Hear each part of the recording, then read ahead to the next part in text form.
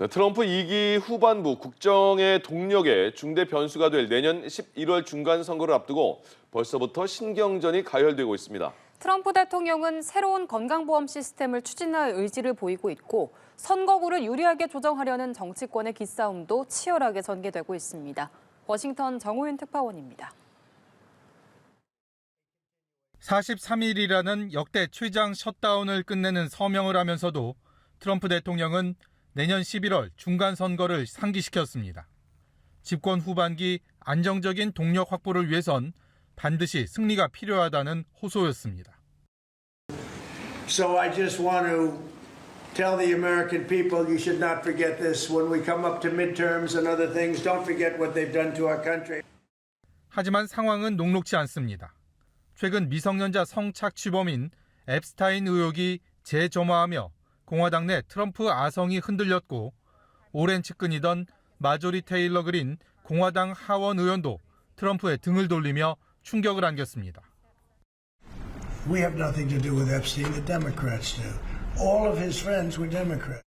트럼프 대통령은 새로운 건강보험 시스템을 내세워 정면 돌파 의지를 보였습니다. 중간 선거를 앞두고 민주당의 간판 정책인 오바마 케어 대신 트럼프 케어를 새롭게 만들겠다는 구상입니다.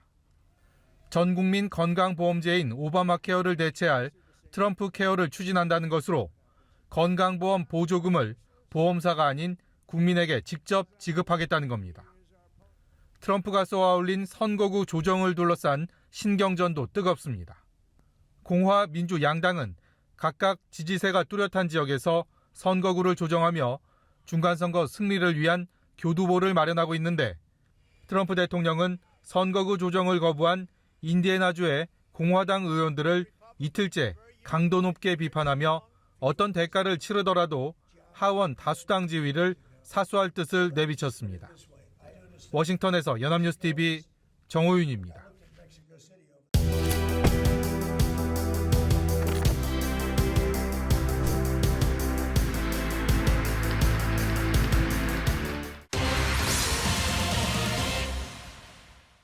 It's an honor now to sign this incredible bill and get our country working again. Thank you.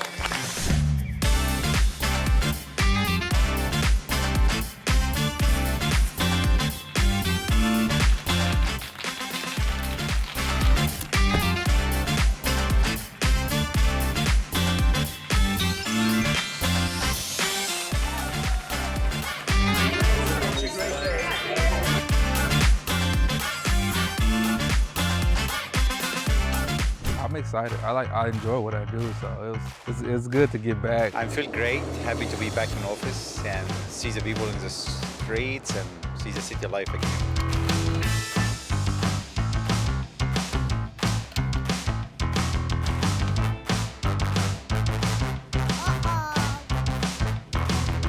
I want to go. Just want to get home safely.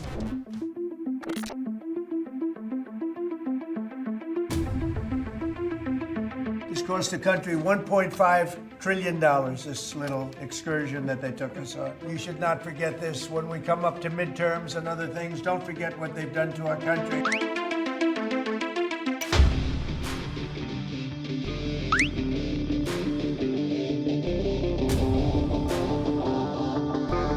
House Democrats will continue to fight to extend the Affordable Care Act tax credits for tens of millions of Americans. This fight is not over.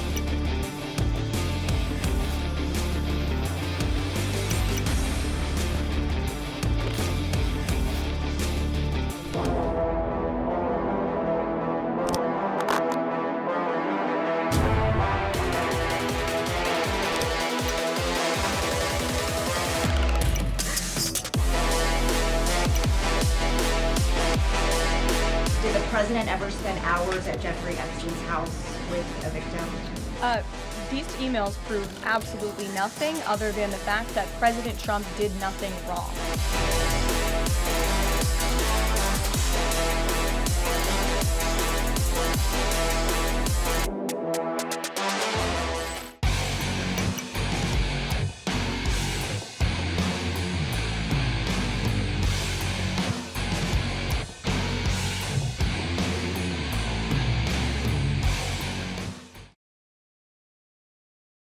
네, 다양한 국제 뉴스를 깊이 있게 전해드리는 시간. 월드앤 이슈 오늘은 조윤주 외신캐스터와 함께하겠습니다. 네, 안녕하십니까? 안녕하십니까? 네, 안녕하세요. 예, 성추행범, 미성년자 성추행범 제프리 앱스타인, 그러니까 감옥에서 2019년에 죽었네요. 네, 사망을 맞습니다. 했는데 과거 이메일이 공개됐는데 트럼프 대통령 이름이 들어가 있어요. 네, 이것 때문에 이제 파장이 다시 한 번 일 것으로 보이는데요. 예, 미 하원 감독위원회가 약 2만 건의 문서를 공개했는데 그중에 3건이 트럼프 대통령 관련된 내용이 포함이 돼 있었습니다. 예, 핵심을 말씀을 드리면 트럼프 대통령이 제프리 앱스타인의 미성년자 성매매와 관여가 돼 있다라는 부분을 추정하는 그런 내용이 들어가 있는 건데 네, 이메일은 총 3개입니다. 2011년 4월 달에 앱스타인이 지금 현재 감옥에 가 있는 여자친구이자 공범인 맥스웰에게 이메일을 보내고 있는데요.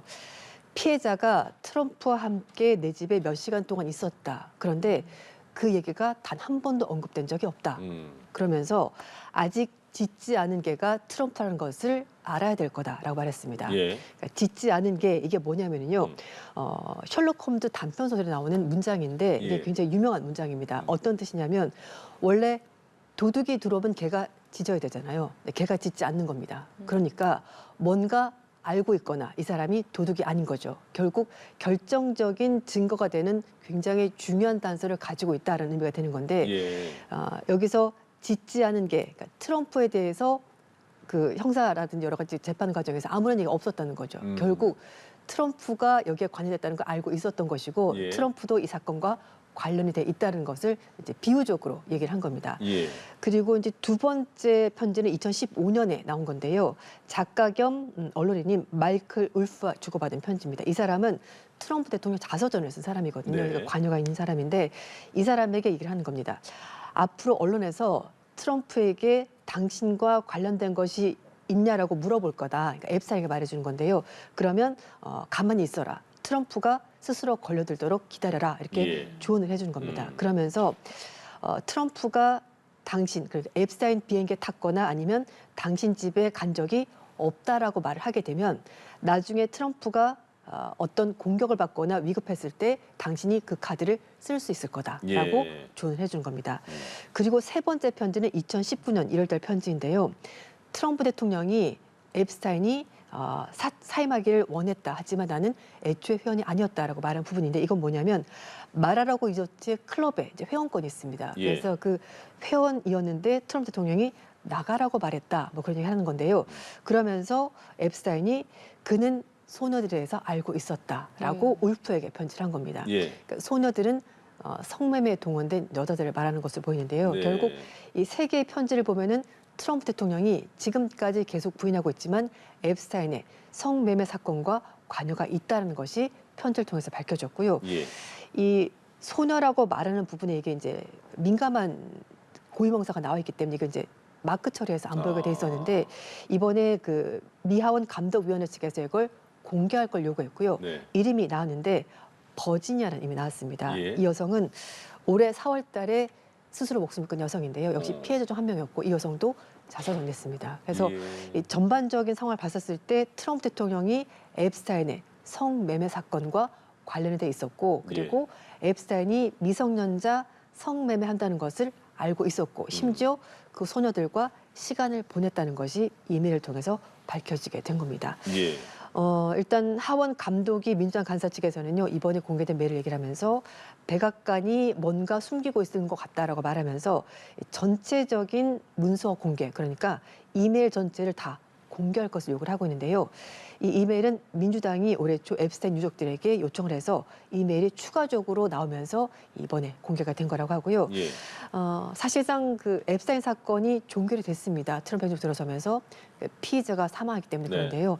하지만 말씀드린 것처럼 앱스타인의 여자친구 이제 맥스웰은 지금 감옥에 있는 상황이고 공교롭게도 법무부 관계자가 고위 관계자가 맥스웰을 최근에 만난 적이 있습니다. 그래서 민주당에서는 결국은 맥스웰을 풀어주거나 아니면 유죄 그 협상통을 통해서 형을 줄여주려고 법무부 관계자가 간 것 아니냐라고 얘기를 하고 있는 겁니다. 예. 그 여자친구라는 사람이 지금 수감돼 있는데 앱스타인과 공범이라는 거죠? 그렇죠.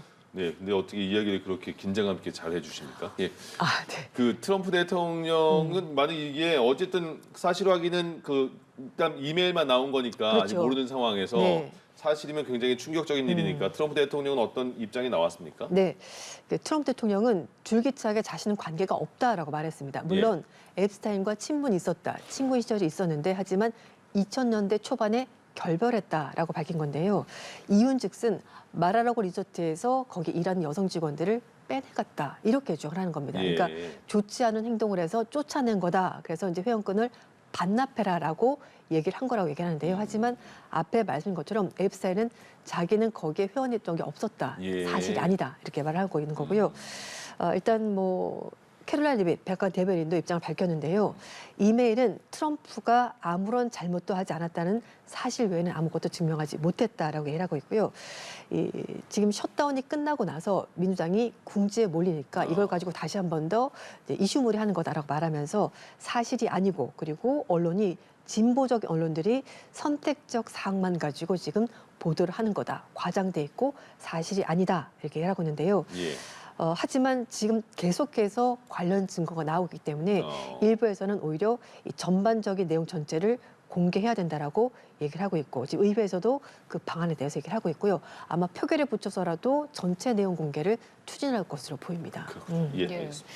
한편 지난 7월에 취임한 키어 스타머 영국 총리도 취임 이후에 최대 위기를 맞고 있습니다. 네. 지금 지지율이 계속해서 하락하는 상황이었는데 이번에는 당내 교체론까지 나오고 있더라고요. 네. 왜 그런 건가요? 지금 출범한 지 1년 4개월밖에 되지 않았고요. 사실 출범할 때도 지지율이 그렇게 높진 않았습니다. 36%인데 지금은 17%까지 떨어졌습니다.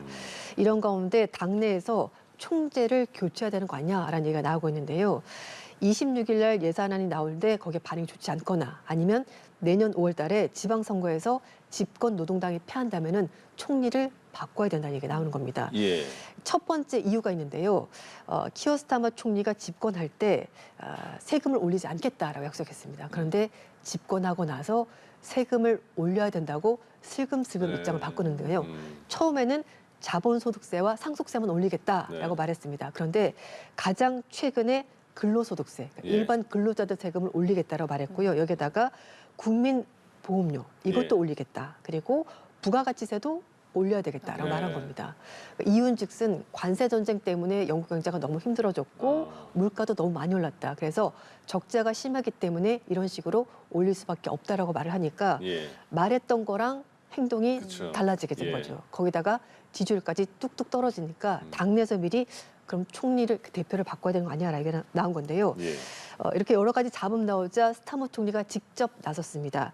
내각 구성원에 대해서 절대 공격하지 않겠다라고 얘기를 한 건데요. 왜냐하면은 그 전에 스타머 총리 측근들이 당내에서 대표 교체하자는 얘기가 나오니까 이 얘기한 사람 가만두지 않겠다라고 엄포를 놓은 거죠. 그랬더니 스타머 총리가 사건이 너무 커졌고 그래서 직접 진화에 나서면서 노동당은 원팀이다 이렇게 강조하면서 사태 마무리하고 있는데요. 하지만 지방선거를 치르기에는 지지율이 너무 낮기 때문에 작업이 계속될 것 같습니다. 그렇군요. 그 다카이치 사나의 일본 총리는요 최근에 자위대를 정규 군으로 만들려는 시도를 굉장히 많이 한다는 느낌이 들어요. 근데 또 하나가 그 자위대는 계급이 일반 그 정규군 각국의 우리나라랑 비교해도 그렇고 계급의 그 명칭이 다르다면서요? 맞습니다. 근데 이번에는 그 정규군처럼 계급의 명칭도 바꾸려고 한다 이런 얘기가 있네요. 네. 사실 그 처음부터 다카이치 사나이 총리가 되고 나서 자위대를 좀 더 강화하겠다. 그러니까 진짜 군대처럼 만들고 싶다. 전투를 할 수 있게 하더라고 말했는데요. 그러면서 이제 명칭도 바꾸기로 결정을 했습니다. 다카이치 사나이 총리가 이제 취임할 때 자민당과 일본 유신회가 연립정부를 구성했고요. 그때 합의한 사항입니다. 그러니까 자위대 명칭을 바꾸자라고 말한 건데 아마 내년쯤에 정식으로 명칭이 다 바뀔 것으로 보이는데요. 지금까지는 말씀하신 것처럼 자위대가 사실은 정식 군대가 아닙니다. 일본이 2차 대전 끝나고 나서 전쟁을 할 수 없는 나라가 됐기 때문에 자위대도 실제 전투는 참여하지 않는 것으로 정해져 있는데 평화헌법에 그냥 딱 명시가 돼 있는 맞습니다. 거잖아요. 그래서 이제 군사적인 색채를 없애는 의미에서 명칭도 일반 군대와는 다르게 썼는데 이제는 정말 다른 나라 군대처럼 똑같이 명칭을 바꾸겠다는 겁니다. 일단 그 대장과 중장에 해당하는 장 있고요. 그리고 이제 이등병에 해당하는 이사까지 해서 총 16단계가 있는데요. 우리나라는 준장, 소장 이렇게 해서 이제 스타, 원스타, 투스타, 쓰리스타, 포스타 이렇게 나가는데요. 예. 일본은 통합 막료장 이렇게 부르고 그리고 또 하나는 육해공 막료장 이렇게 부르는데 이게 사실 장이라고 부르긴 합니다만 우리처럼 계급이 나눠지지 않았거든요. 그래서 네. 대장과 중장 이런 식으로 두 개로 나눴고요. 그리고 우리는 대령, 중령, 소령 이렇게 나눠져 있는데 예. 일본은 그게 아니라 1등자, 2등자, 3등자 숫자를 붙였거든요. 예. 이걸 바꿔가지고 대자, 중자, 소자 이렇게 일반 군대처럼 명칭을 바꿨습니다. 예. 그리고 대위, 중위, 소위 이렇게 나눠지는 이것도 1등이 2등이 3등이었는데 숫자에서 이제 대중소 이렇게 나눠 부르면서 정식 군대처럼 명칭을 다 바꾸게 했고요. 예. 그리고 보병과는 원래 보통과라고 불렀는데 이걸 보병과로 바꾸고 특과는 포병과 그리고 시설과는 공병과로 다른 군대처럼 똑같이 명칭을 바꾸기로 결정했습니다. 일본 언론들은 이게 말하는 것이 이제 국방 조직으로서 자위대 위상을 높이고 또 국민들에게 인식을 좀 더 확대하기 위해서 명칭을 바꾸는 거다라고 설명했습니다. 예, 여자 아베 같은 느낌이 확 드네요. 네, 예. 그러니까 전쟁이 가능한 일본으로 그러니까. 가기 위해서 차근차근 한 단계씩 밟아가고 있습니다. 예. 예, 알겠습니다. 이번에는 동남아시아로 가보죠. 음. 트럼프 대통령의 중재로 휴전 협정을 맺은 태국과 캄보디아 사이에서 총격전이 발생을 했습니다. 네. 서로 상대가 먼저 사격했다고 주장을 하고 있는데 양국 관계가 지금 어떻게 풀어가고 있는 건지 간단히 알려주시죠. 네, 말씀하신 것처럼 트럼프 대통령이 7월 달에 이제 양국 사이를 중재하면서 평화협정이 체결됐는데요.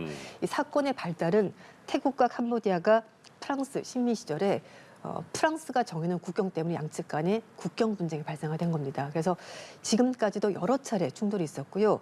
7월 달에 휴전 합의하면서 양측이 총성을 멈췄습니다만 지난 12일 날 다시 교전이 벌어지면서 사망자까지 나왔고요. 예. 서로 상대방 탓을 하고 있는데 7월 달에 합의를 했던 이유가 그때 트럼프 정부가 고율의 관세를 양측에 부과했거든요. 그래서 휴전하지 않으면 이 고율 관세 그대로 부과하겠다고 엄포를 놨었고 예. 그러자 양국이 합의하면서 평화협정 체결한 건데 사실 평화를 위해서 체결한 것이 아니라 관세 때문에 한 것이기 때문에 사실 네. 임시방편적인 문제가 있었고요. 그래서 다시 양측 간의 갈등이 불거지면서 총성이 오가게 된 겁니다. 그렇군요. 이거는 좀 궁금하던데 프랑스 황제 나폴레옹 있잖아요. 나폴레옹이 네. 전쟁을 했는데 전쟁 중에 다이아몬드 브로치를 잃어버렸대요. 그걸 또 어디다 놔서 잃어버렸는지는 모르겠고 일단 네. 잃어버렸다는 거잖아요. 근데 잃어버렸는데 이게 최근에 경매를 했다는 거예요. 네. 그럼 잃어버렸다가 경매를 했다는 건 그 물건이 있다는 거잖아요. 어디서 네. 찾았는지도 궁금하고 누가 찾았는지 궁금하고 누가 지금까지 가지고 있었는지 궁금하고 경매 낙찰가가 또 52억 원이에요. 누가 샀는지도 궁금하네요. 네. 결론부터 말씀드리면 사간 사람은 모릅니다. 소더비 그래요? 경매청에서 이제 비밀. 익명으로 하기 때문에 예. 모르는 거고요. 예. 가격은 52억 원인데 네. 그 수수료와 세금까지 포함하면은 우리 돈으로 64억 5천만 원 낙찰됐습니다. 예. 크기가 지름이 한 5cm 정도 되는 건데요. 다이아몬드가 중간에 큰 다이아몬드 박혀 예. 있고 그거 어떻게 달고 다녀요? 예. 좀 무겁겠죠. 가장자리에 이렇게 작은 다이아몬드가 가득히 박혀 있는데요. 네. 소더비 경매에 나와서 낙찰이 된 겁니다. 예. 13kg 넘는 대형 다이아몬드가 중간에 박혀 있는 건데요. 네. 나폴레옹이 워털로 전투에서 잃어버린 겁니다. 네. 이때 패하고 결국 나폴레옹이 세인트 헬레나 섬에서 유배돼서 결국 세상 떠났는데 예. 마지막 전투에서 졌고요. 그때 전투에서 맞붙었던 사람이 프로이센 연합군과 영국군이었습니다. 예. 그런데 프로이센 연합군의 한 왕가 측에서 이 보석을 가지고 있었는데 나폴레옹이 도망가면서 마차를 버리고 왔거든요. 예. 그 마차 마차 안에 안에 있었어요? 개인 용품이 있었는데 그걸 이제 가져간 거죠. 나폴레옹이 줬으니까 예. 가져간 겁니다. 그래서 어. 이 왕가가 2세대 동안 가지고 있다가 이번에 경매 내놓게 된 거라고 하고요. 예. 낙찰받은 사람은 말씀드린 것처럼 익명으로 처리가 됐고 네. 이것 말고도 나폴레옹이 1804년 황제 대관식 때 사용했었던 132캐럿짜리 녹색 에메랄드도 경매에 나왔는데요. 이거는 예. 우리 돈으로 15억 4천만 원에 낙찰이 됐습니다. 그럼 그 브로치는 프로이센 왕가에서 갖고 있다가 그쵸. 쭉쭉쭉쭉 그 왕가에서 세대에서 내려온 계속 거예요? 맞습니다. 아. 사실 이제 전리품이 되는 거죠. 아, 네네. 전투에서 이겨가지고 그렇죠. 상대방 축장에 이제 물건을 가져온 거니까요. 아, 그렇군요. 음. 예. 요즘에 우리가 현금을 잘 사용하지 않잖아요. 지폐는 물론이고 동전은 더더욱 사용하지 않는데 네. 미국에서도 10원짜리 동전 1센트 주와 페니가 역사 속으로 사라지게 네. 됐다고요. 10원짜리 동전 진짜 보기 거의 거의 없죠. 없잖아요. 네. 그렇지만 그런 얘기 있지 않습니까? 땅을 파봐라. 10원짜리 한 장이 나오나. 그렇죠. 옛날 사람 예.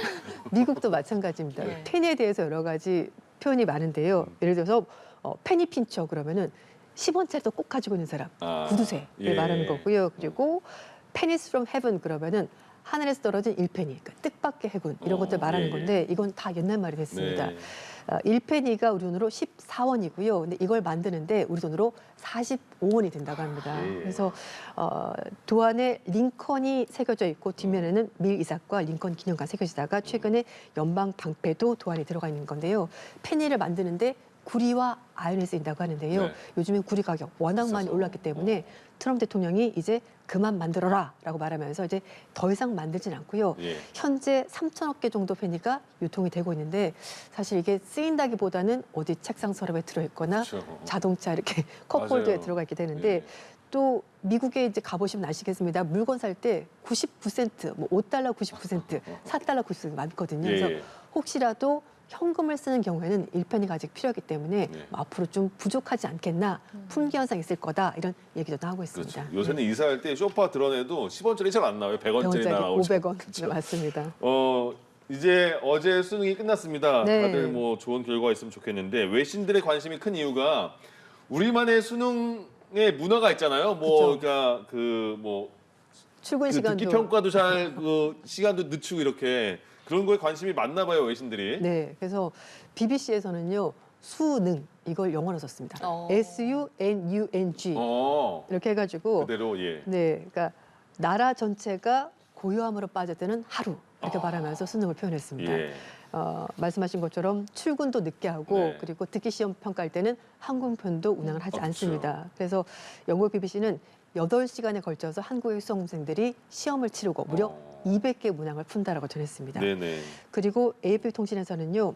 교통체증 막기 위해서 은행과 관공서는 출근 시간을 뒤로 늦추고 예. 그리고 약간 미끌거리는 식감의 음식은 먹지도 않는다라고 말하면서 예. 미역국은 그날 절대 먹지 않는다라고 아직까지 미역국 안 먹나요? 예. 예, 소개를 했고요. 그리고 학부모들이 학생들이 시험 치는 시간 동안에 교회로 절로 네, 가서 계속 기도해요. 네, 기도를 하고 했다는 예. 것도 전했고요. 그래서 50만 명이 넘는 한국의 학생들이 그날 하루 긴장 속에서 시험 치지만 예. 나라 전체가 학생들 위해서 배를 하고 있다라고 설명했습니다. 네. 근데 저는 또 약간 궁금한 것이 예. 옥스포드 영어사전에 한글이 좀 많이 올라가 있거든요. 김치, 김밥, 한글, 갈비, 뭐 한류 많은데 아마 조만간에 수능이 수능, 올라가지 않을까라는 생각을 해봅니다. 그럴 수 있겠네요. 네. 네, 알겠습니다. 어제 수능이 치러졌는데 좋은 결과들이 있었으면 네. 좋겠습니다.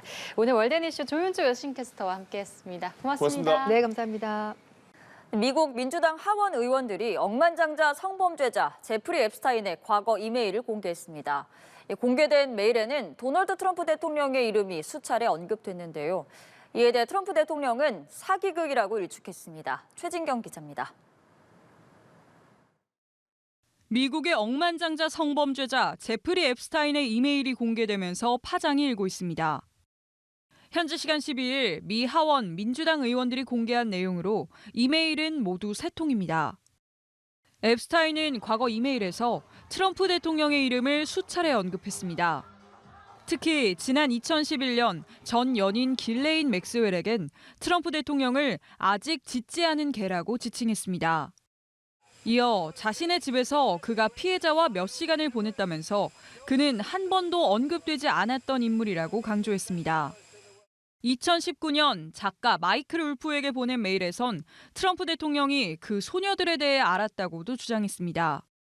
앱스타인의 성범죄 피해자 중에선 미성년자들도 있었는데 이들을 가리킨 걸로 해석됩니다. 트럼프 대통령은 사기극이라고 일축하며 반박했습니다. 셧다운 사태를 끝내기 위한 미국 하원의 표결을 앞둔 가운데 민주당이 사태의 책임을 피하려고 시선을 다른 곳으로 돌리고 있다는 겁니다. 백악관도 트럼프 대통령을 향한 중상모략이라면서 민주당이 가짜 내러티브를 만들기 위해 내용을 선택적으로 유출했다고 비판했습니다. These emails prove absolutely nothing other than the fact that President Trump did nothing wrong. 하지만 백악관은 앱스타인 사건과 관련한 모든 법무부 자료를 공개하라는 법안의 표결은 막고 있습니다. 표결 청원에 서명했던 로렌 보버츠 공화당 하원 의원은 이날 법무부 장관과 FBI 국장이 참석한 백악관 상황실 회의에 소환됐습니다. 연합뉴스 TV 최진경입니다.